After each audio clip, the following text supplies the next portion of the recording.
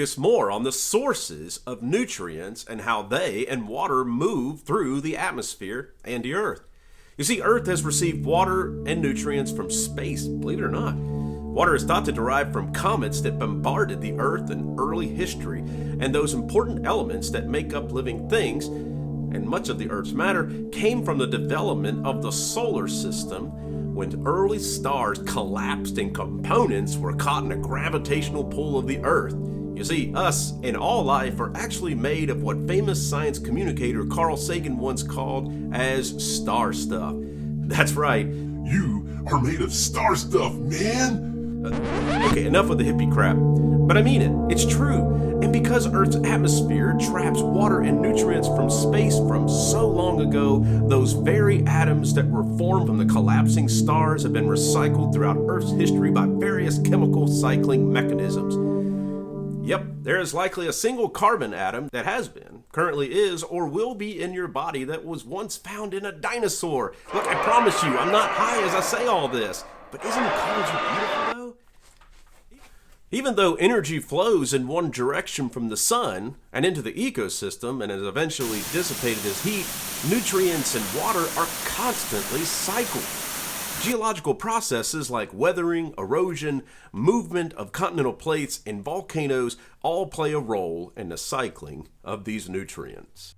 While living things utilize many different elements, the big six, which make up around 98% of your body's matter, are carbon, nitrogen, hydrogen, oxygen, phosphorus, and sulfur. So why are these important? These elements are what form water and the biological molecules needed for living things. All of these elements are cycled through various ecosystems and the atmosphere. However, water is necessary to move each of these elements around, and much of those same elements are also acquired when one organism consumes another. Water comes in three basic phases: solid, or ice, liquid, known as water, and gas, known as vapor. Recall that water is a huge component of our own biomatter and is needed to carry out many chemical reactions within us. However, most water is not accessible to humans on this planet. 97.5% of all water on Earth is in the ocean and is not accessible without desalination. Of the 2.5% of fresh water, the largest chunk is stored in glaciers and permanent snow cover, which reside in areas already inhospitable to humans.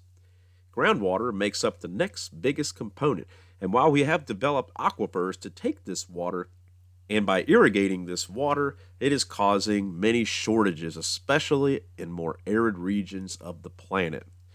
The smallest and most easily accessible water is found in lakes and rivers, and with the growing population, access to water will become more difficult in certain parts of the world. So let's talk water cycle. And you probably have learned about this in elementary school way back in the day, but this is so important. So what starts the cycle? It's actually heat. And that's important because more heat means more extreme weather, which is going to be important for the implications of climate change. You ever wonder why hurricanes hit more in the late summer/early fall rather than spring and early summer? It takes time to heat the oceans in the northern hemisphere to add water to that atmosphere. Now, there is a lot of terminology involved with the water cycle, so let's get started. Evaporation occurs when liquid water from oceans and other bodies of water is heated by sunlight and gets converted into vapor. The upper part of our atmosphere is really cold, so this vapor condenses into clouds, and when those clouds become saturated with vapor and cools down, this vapor then turns back into liquid water, or snow, or hail if the surface temperature is too cold. When water falls, this is called precipitation. Water vapor can also form from frozen snow or ice. They become heated so quickly that it skips the water phase and goes straight to vapor. This is called sublimation. Likewise, water vapor can immediately freeze without becoming water as it falls. This is called desublimation. Transpiration occurs when plants release water vapor from their leaves and go to the sky.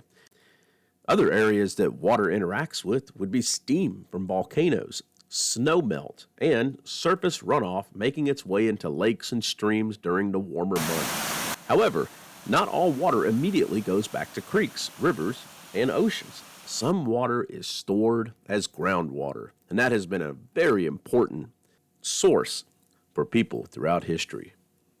Carbon, after hydrogen, is the most abundant element in organisms and is present in all organic molecules. In fact, organic molecules mean anything with a hydrocarbon bond. Not only does carbon make up the biomatter of organisms, it also acts as an energy source. So where is carbon found in the world? Most carbon is actually stored in living things. Some is stored as fossil fuels, which are preserved carbon compounds from millions of years ago. And a real small amount is found in the atmosphere as carbon dioxide, which currently takes about more than 400 parts per million today, or about 0.04% of the atmosphere. Carbon is also a really big concern with human-caused climate change, and that's because the upset of this cycle is putting more carbon dioxide into the air than what is captured by photosynthetic organisms.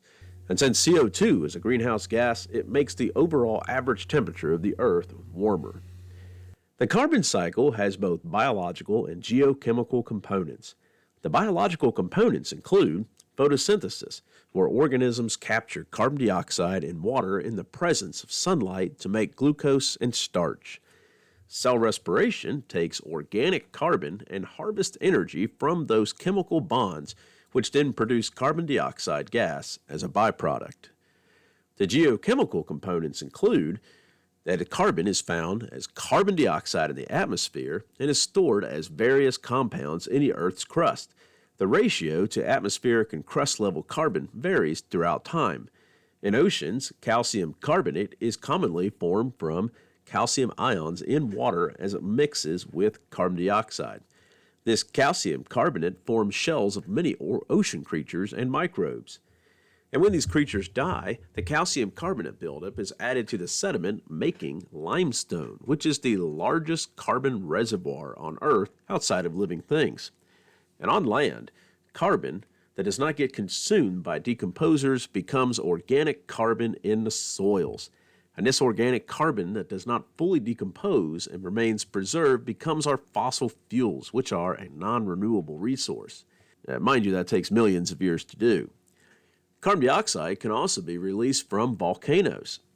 Now, some of the solutions to combat climate change include carbon capture technologies where carbon dioxide is captured and converted into organic carbon. And these include storing it as lime in the soil and planting excess amounts of trees. Nitrogen is another of the big 6 atoms needed for all living things. Nitrogen is a key ingredient in the production of DNA and RNA, as well as making amino acids, which make proteins.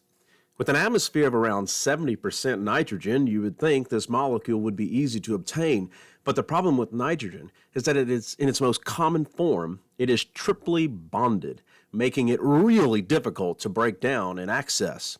We actually require the actions of specialized groups of bacteria to take nitrogen gas out of the air and convert it into a solid form, and then further process it into a form that can be taken up by plants and other producers. Now, just like water and carbon, nitrogen is cycled through the atmosphere and Earth.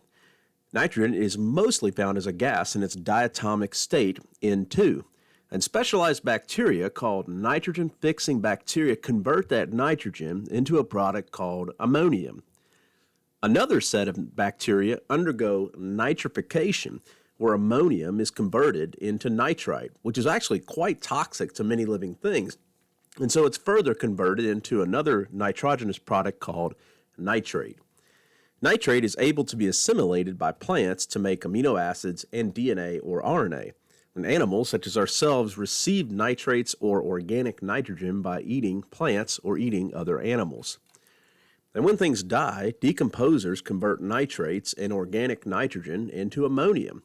And some nitrates are further processed by denitrifying bacteria, which convert nitrates into atmospheric nitrogen.